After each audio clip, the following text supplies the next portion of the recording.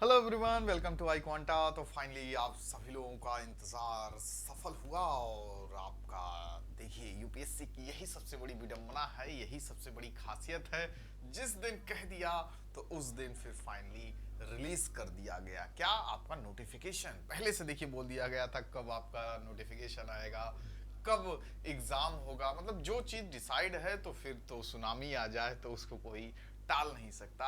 यही यूपीएससी की खासियत है। 14 फरवरी को आना था तो आ गया। बाकी अदर्स एग्जाम अपने टेंटेटिव डेट या फिक्स डेट की भी अनाउंसमेंट कर देते हैं तो उस दिन भी नहीं जारी करते, लेकिन यूपीएससी की यही बात सबसे अलग है। तो फाइनली आपका नोटिफिकेशन जारी कर दिया है और अब आप पूरी तरीके से कमर कस के तैयार हो जाइए, क्योंकि एग्जाम आपके सामने है। 26 मई को एग्जाम होगा। आज आपका नोटिफिकेशन आ गया। लास्ट डेट यहाँ पे बता दिया गया है कि 5 मार्च तक आपके पास समय है फॉर्म भरने का। ठीक है, लेकिन सबसे बड़ी चीज ध्यान में यही रखिएगा कि 5 मार्च तक इंतजार मत कीजिएगा। ठीक है, अरे भर लेंगे भी, बहुत टाइम है, बीच में इसे समय चला जाता है। ठीक है, तो जल्द से जल्द 1 2 दिन 3 दिन के भीतर आप भर लें। ठीक है, नहीं अभी डॉक्यूमेंट्स वगैरह है आपके पास, नहीं सारी चीजें अवेलेबल है तो ठीक है, 2 4 दिन 10 दिन के अंदर में आप फाइनल कर लीजिए। ठीक है, सबसे बड़ी बात ध्यान देने की क्या है कि गलतियां नहीं करनी है। खैर, गलती हो जाती ह्यूमन एरर, तो आप ठीक है, आपके लिए समय मिलेगा। ठीक है, 5 6 दिन का आपको समय दिया जाएगा। 6 तारीख से लेकर 12 तारीख के बीच में आपको समय है, 6 मार्च से। तो उसमें आप अपने करेक्शन वगैरह कर सकते हैं। तो यहाँ पे सारी इंफॉर्मेशन आपके सामने है, एलिजिबिलिटी क्राइटेरिया वगैरह। ठीक है, कैसे अप्लाई करना है, तो ऊटीआर वगैरह आपको क्या करना होगा, वन टाइम रजिस्ट्रेशन वगैरह करना रहता है। अगर आप पहले से कर लिए कोई बात नहीं, नहीं तो अपना वन टाइम रजिस्ट्रेशन वगैरह बिगनर्स वगैरह के लिए चीज़ें रखी गई हैं। ठीक है, फिर उसके बाद आपके लिए सबसे बड़ी चीज क्या है यहाँ पे जानने के लिए कि क्या है लास्ट डेट। यहाँ पे देखिए 5 मार्च 2024 टिल 6 PM। 5 मार्च का मतलब लोग समझ लेते हैं रात में 11:59 तक ही होगा। ठीक है ना, तो वो भी ध्यान में नहीं रखना है अपने, ये चीज रखना है ध्यान में। तो 6 बजे तक, शाम को 6 बजे ही आपके लिए विंडो बंद हो जाएंगी। फिर आप सर पे हाथ रख लेंगे, ओ ये क्या हो गया, मैं तो ये सोचा ही नहीं था। तो ये सब चीजों से आपको फेस ना करना पड़े तो आप समय रहते ही फॉर्म वगैरह भर लीजिए। और सबसे बड़ी बात क्या बताना भूल रहा हूं कि जितनी जल्दी फॉर्म भर लोगे ना, आज ही कोशिश करो भर लो, आज रात में भर लो या फिर आप कल मैक्सिमम भर लो। क्योंकि जब जितनी जल्दी फॉर्म भर लोगे तो आप मनचाहा क्या पा जाओगे, अपना सेंटर पा जाओगे। और ऐसा भी देखा जाता है जितनी जल्दी मतलब लास्ट 2 3 हजार 2.5 हजार तक अगर आप रजिस्ट्रेशन अपना कर लेते हैं इससे पहले, तो आपको यूपीएससी भवन मिल जाएगा। ठीक है, तो आप आराम से बस मेट्रो पकड़े, सेंट्रल सेक्रेटरिएट उतरे और सीधा पहुंच गए अपने सेंटर पे, यूपीएससी भवन। तो ये बड़ा आसान रहता है। बहुत बच्चे देखो शुरुआत में ही कर लेते, पहले दिन ही पूरा फॉर्म भर लिए और आराम से उनको सेंटर मिल जाता। नहीं तो फिर इधर उधर आप जाएंगे, इधर उधर। मतलब कि यूपीएससी का सेंटर बहुत ऐसे इंटीरियर आउटर में भी नहीं रहता कि आप पहुंच नहीं सकते। सेंटर भी इसका अच्छी जगह रहता है। बाकी अदर स्टेट सर्विसेज के एग्जाम वगैरह आप देखते हैं गांव में भेज देगा, मेड़ पे चल के आपको जाना पड़ेगा, पता चला टूटा टाटा आपका सेंटर है। तो यूपीएससी का ऐसा नहीं होता, तो ये अच्छी बात है। ठीक है, तो ये ध्यान में रखिएगा, जल्द से जल्द आप अपना फॉर्म भर लीजिए। और उसके साथ यहाँ पे देखिए सब बैन वगैरह कर दिया गया है, मोबाइल फोन वगैरह बैन कर दिया गया है। खैर इतना ज्यादा रिस्ट्रिक्शन भी यूपीएससी के पेपर में नहीं होता, आपको पता ही होगा। ठीक है, बाकी एग्जाम है, आपसे घड़ी, आपका क्या कहते हैं कलावा वगैरह जो आपने पहना सब उतार लेंगे। भाई साहब इतना बुरा लगता है। ठीक है, जिसको करना है नकल वो करेगा ही। खैर यूपीएससी का तो आप समझ ही रहे हैं, कुछ ऐसा होता ही नहीं, कहाँ तक नकल करोगे, यहाँ तक कुछ है ही नहीं। ठीक है, तो यहाँ पे ऐसा कुछ नहीं, लेकिन मोबाइल फोन वगैरह ऑब्वियस सी बात है सब बैन रहेगा। सेंटर वगैरह पे आप ले भी जाते हैं तो वहाँ पे रखने की व्यवस्था रहती है, तो ऐसी बात नहीं है। ठीक, खैर एग्जामिनेशन हॉल वगैरह में नहीं ले जाना है। ठीक है, अब ध्यान देने वाली बात क्या यहाँ पे आ गई है, यहाँ पे साफ साफ यूपीएससी ने लिख दिया था फोटोग्राफ। फोटो वगैरह आप जो लगाओगे ना, ये नहीं कि आप बनवा लिए हो 5 साल पहले वही चल रहा है। The photograph uploaded bye candidate should not be more than 10 days old. 10 दिन से पुराना नहीं होना चाहिए, नहीं तो बोलेगी सर जब आया था दिल्ली 2011 12 14 में उसी समय खिंचाया था, 10 साल से वही चल रहा है। मेरी फोटो भी पुरानी पुरानी चल रही है। तो देखिए 10 दिन से पुराना नहीं होना चाहिए। दाढ़ी मूछ वगैरह वाला भी नहीं होना चाहिए, अगर है तो वही रहना चाहिए। ठीक है, अगर 10 दिन पहले तक आपके पास दाढ़ी मूछ नहीं थी तो उसी हिसाब से रहे, मतलब जो प्रेजेंट में एकदम ठीक है, एकदम लेटेस्ट, क्योंकि वही फोटो वगैरह आपका चलने वाला है आगे तक। ठीक है, तो ये चीज आपको ध्यान में रखना है। ठीक है, फोटो वगैरह का ध्यान रखिएगा। और क्या क्या आपको ध्यान रखना है सारी बातें बता रहे हैं यहाँ पे, ये सब सर्विसेज वगैरह है। ठीक है, मेनली तो आप शुरुआत की ही सर्विसेज देखोगे, ठीक है। आईएएस हो गया, आईपीएस हो गया, और आईआरएस, और फिर उसके बाद आईएफएस वगैरह हो गया। बाकी की सर्विसेज भी काफ़ी अच्छी होती हैं। खैर टॉप मोस्ट जो है उन्हीं की ही पूजा होती है, तो इसीलिए टॉप मोस्ट पे वही रखे जाते हैं। इन सबको भी ध्यान रख सकते हैं, क्योंकि रैंकिंग हिसाब से ही आपको सर्विसेज वगैरह मिलती हैं, ठीक है। और खुशी की बात, यहाँ पे नंबर ऑफ सीट्स 1000 का आंकड़ा पार किया गया। लास्ट ईयर भी देखिए आपका 1000 के आंकड़े में था, 1100 प्लस सीटें थी। इस बार भी 1000 प्लस सीटें आई हैं, तो बहुत खुशी की बात है। बेधड़क फॉर्म डालिए, बढ़िया कंपटीशन है, और अच्छे से एग्जाम दीजिए, ठीक है। जरूर आपके नाम लिस्ट में आएगा, अगर आप सारी चीज़ों को अच्छे से पढ़े होंगे, इंटेलेक्चुअलिटी लेवल आपकी डेवलप हुई होगी, और आपकी बेहतरीन तैयारी होगी, ठीक है। तो कुछ सीटें रिजर्व वगैरह भी की गई हैं। खैर आपको एक सीट चाहिए, उसी के लिए बस आपको लड़ना है, ठीक है। आपको क्या करना है, 1100-1200 सीटों से आपको तो सिर्फ एक सीट चाहिए, उसके लिए आपको रात दिन मेहनत करनी है, तो आपको मिल जाएगी। कोई ऐसा चीज़ इम्पॉसिबल नहीं है, ठीक है। फिर उसके बाद बारी आ जाती है किस चीज़ की, जो आपके लिए यहाँ पे ज़रूरी होगा। ये आपके सामने अदर सर्विसेज हैं, ठीक है। तो इसमें आप देख सकते हैं कैसे कैसे क्या क्राइटेरिया, सब पढ़िए, ठीक है। आपको पीडीएफ वगैरह भेज दूंगा इसका जो आया है, ठीक है।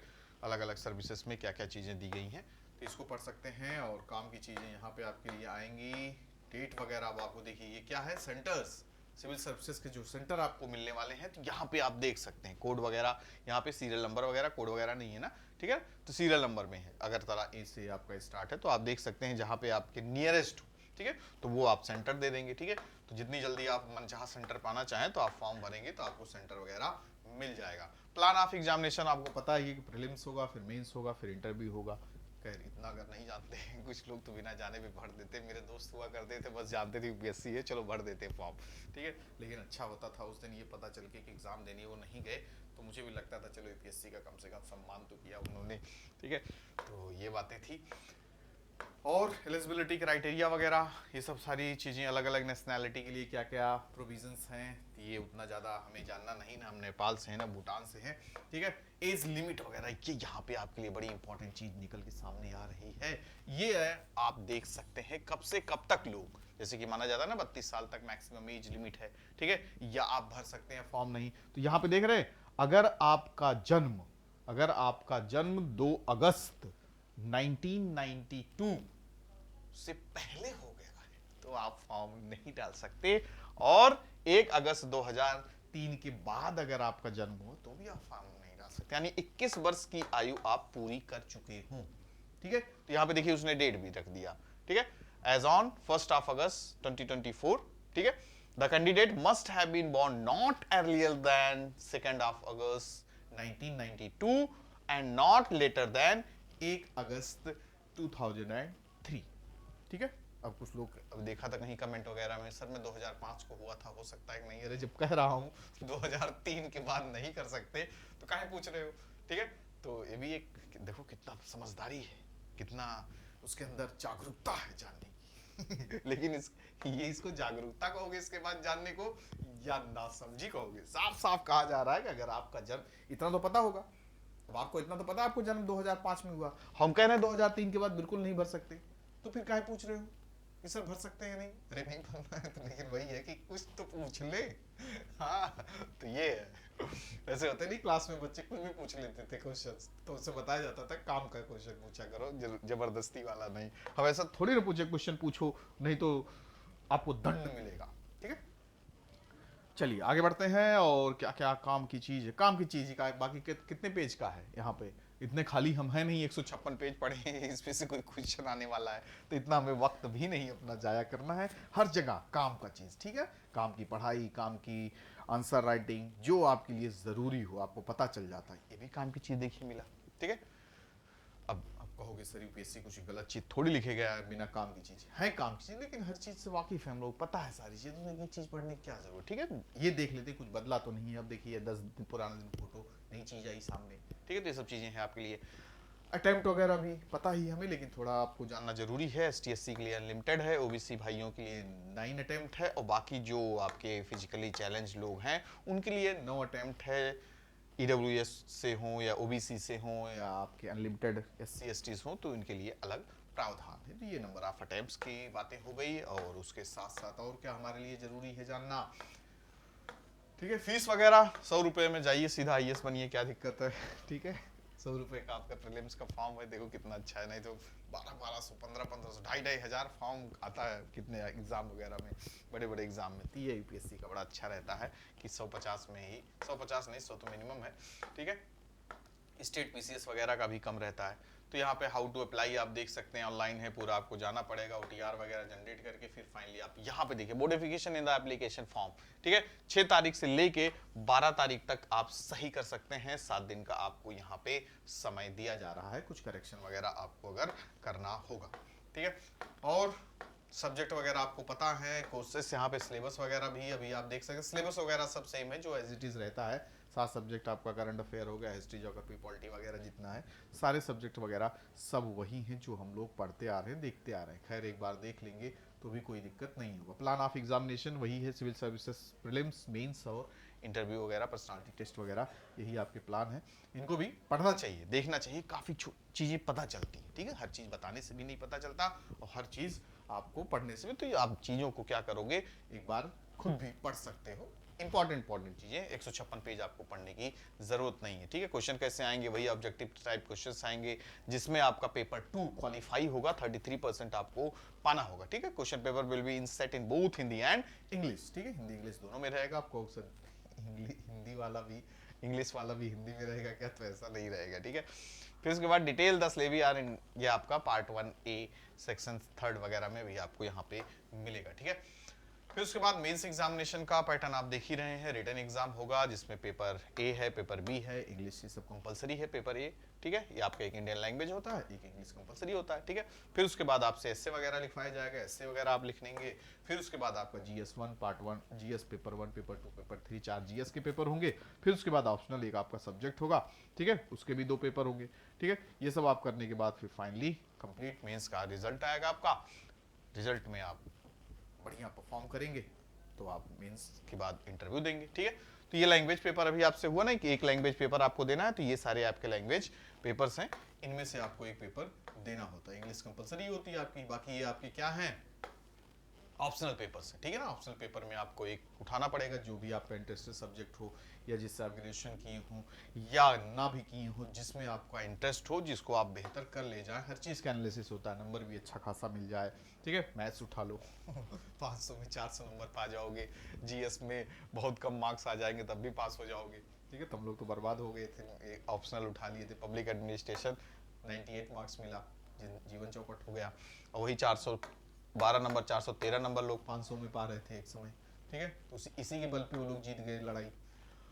खैर समय भी होता है कभी कभी, क्या किया जाएगा, सब कुछ अपने हाथ में नहीं है। आप अपना सिलेक्शन आप खुद देखिए, क्या करना है, कैसे करना है, सब कुछ आपके ऊपर, किसी के हिसाब से आपको नहीं चलना है, ठीक है। क्योंकि लड़ाई आपकी है और युद्ध भी आपका है, ठीक है। फाइनली पर्सनालिटी टेस्ट आपका होगा, जो आप पढ़ लिए हैं, जो आप लिख लिए हैं, उससे कुछ नहीं पूछा जाने वाला है, ठीक है ना। बेस वो रहेगा, लेकिन वो आपसे नहीं बताया जाएगा, अच्छा चलिए बताइए, ठीक है। आपसे आपका देखा जाएगा कि जीवन आपने जो 25-30 साल अपने आप को डेवलप किए हैं, उसका टेस्ट यहाँ पे होता है। कितनी आपके अंदर ईमानदारी, ऑनेस्टी है, कितना सोसाइटी के प्रति आप ईमानदार रहेंगे, सब उन आप तोड़ लेंगे जो आपके सामने आपके इंटरव्यू पैनल में रहेंगे, ठीक है। बड़ा मजा आता है, इंटरव्यू दीजिए, ठीक है। अच्छी खासी बातें होती हैं, लोग डराते हैं, धमकाते हैं, ये पूछता वो पूछता, ऐसा कुछ हवाबाजी वाली बात होती है।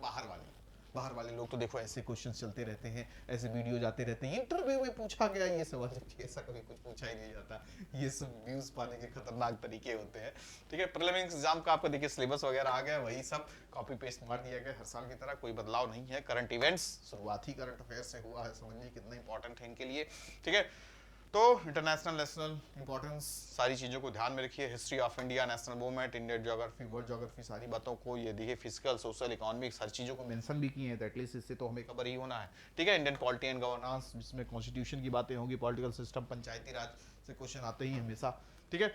राइट्स इशूज हैं, economic and social development, sustainable development, poverty, inclusion, सब पार्ट्स हैं इसके, हमेशा से पूछे जाते रहे। जनरल साइंस है, general issues are environment, ecology, biodiversity वगैरह, ये सब तो क्वेश्चन आते ही आते हैं, ठीक है। पेपर 2 आपके सामने खड़ा है कि हमको अगर तुम पास कर दिए, करके दिखा दिए, तो समझ जाना कि फिर आपको कोई रोक नहीं सकता। सीसैट बड़ा ही प्यारा पेपर है, लेकिन उतना ही खतरनाक है। ठीक है, ज्यादा कुछ पूछेगा नहीं, कंप्रेhension पूछेगा आपसे, interpersonal skill including communication skill, logical reasoning and analytical ability और decision making, problem solving, GM में। ठीक है, तो देखा जाए तो आपका रीजनिंग आप अगर आप अच्छे से तैयार कर लेते हैं, अपनी आरसी तैयार कर लेते हैं, रीजनिंग और क्वांट वगैरह तैयार कर लेते हैं, तो यहाँ पे आप कम से कम 50-60 प्लस क्वेश्चन आपके हाथ में आ जाते हैं। ठीक है, अगर इन्हीं को ही रणनीति में बना के अगर आप 40 प्लस 35 प्लस क्वेश्चंस कर लिए हैं तो आप पार हो जाएंगे।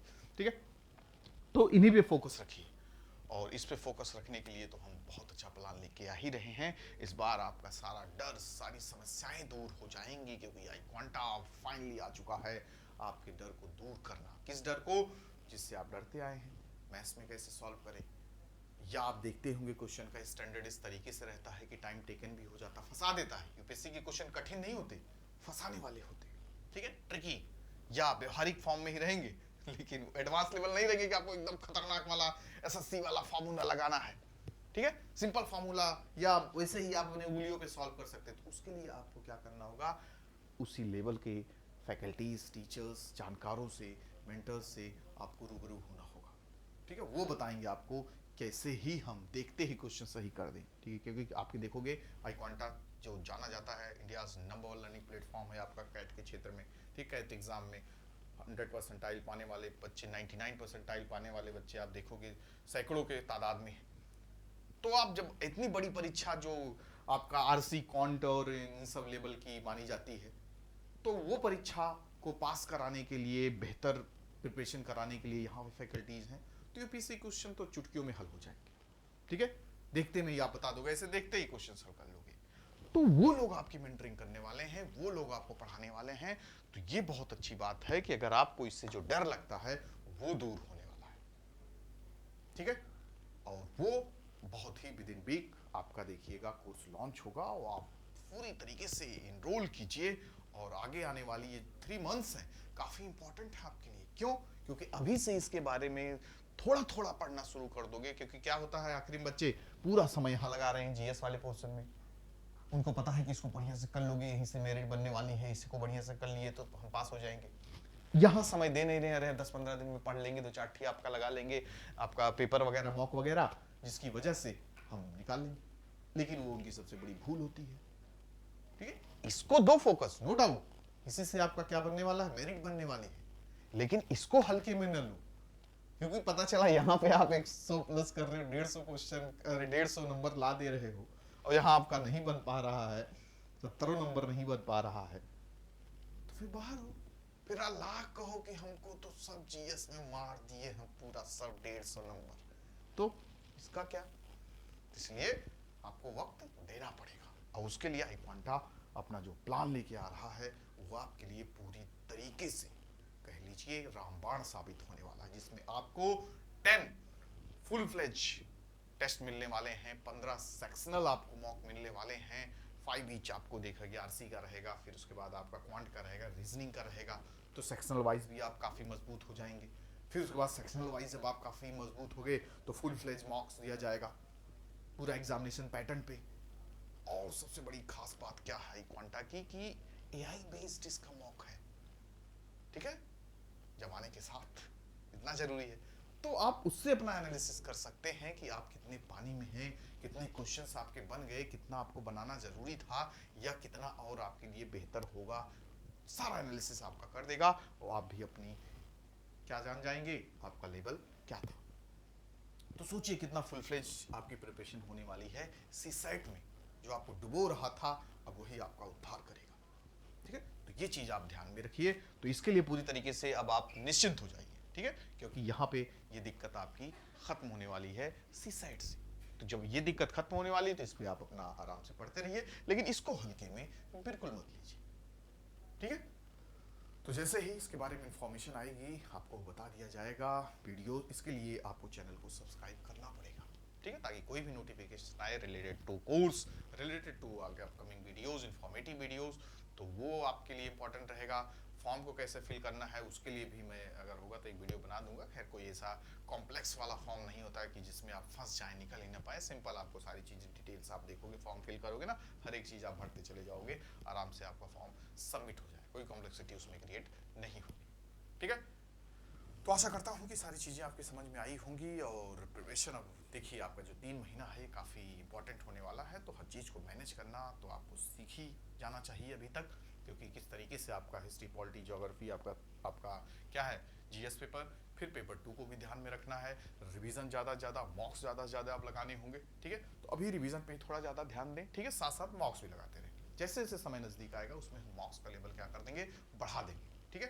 क्योंकि उस समय क्या होगा, शुरुआत में अभी जान लीजिए आप 70:30 के रेशियो में है, ठीक है। अभी 70% आपको पढ़ना है, 30% आपको क्या करना है, मॉक्स लगानी है। लेकिन एग्जाम के नजदीक आते ही जस्ट उल्टा हो जाना है, 30% से पढ़ना है और 70% आपको 80% आपको मॉक्स लगाने हैं, क्योंकि ये जितना ज्यादा आप फेस करेंगे उतना ही ज्यादा आपका कॉन्फिडेंस लेवल बढ़ेगा, ठीक है। इसी भी जो क्लियर किए करते हैं एग्जाम, जो अच्छा नंबर पाते तो उनसे बोलोगे, कहेंगे बहुत पेपर लगा लिए थे, तो उसका रिजल्ट मिलता है, ठीक है। और उसी में से ही घूम फिर के क्वेश्चन बनता है, जो इसका एक्सप्लेनेशन है। जब आप क्वेश्चन कर ले रहे हैं उसके बावजूद जो गलतियां कर रहे हैं, तो उसको भी जाके देखो गलतियां क्या थी, उसको सही करो, उसका एक्सप्लेनेशन देखो। या जो क्वेश्चन आपका आपने कर लिया जो सही है, उसके जितने क्वेश्चंस बन रहे हैं उसके एक्सप्लेनेशन को देखो, उसके ऑप्शंस के एक्सप्लेनेशन को देखो, ठीक है। तो ये सब तरीका स्मार्ट वर्क है। तो आशा करता हूँ कि काफ़ी चीज़ें आपके दिमाग में आई होंगी और आपके लिए एक बेहतर रास्ता बनाएंगी। तो मिलते हैं नेक्स्ट सेशन में, तब तक के लिए अपना ख्याल रखिए। Bye bye, take care to all of you.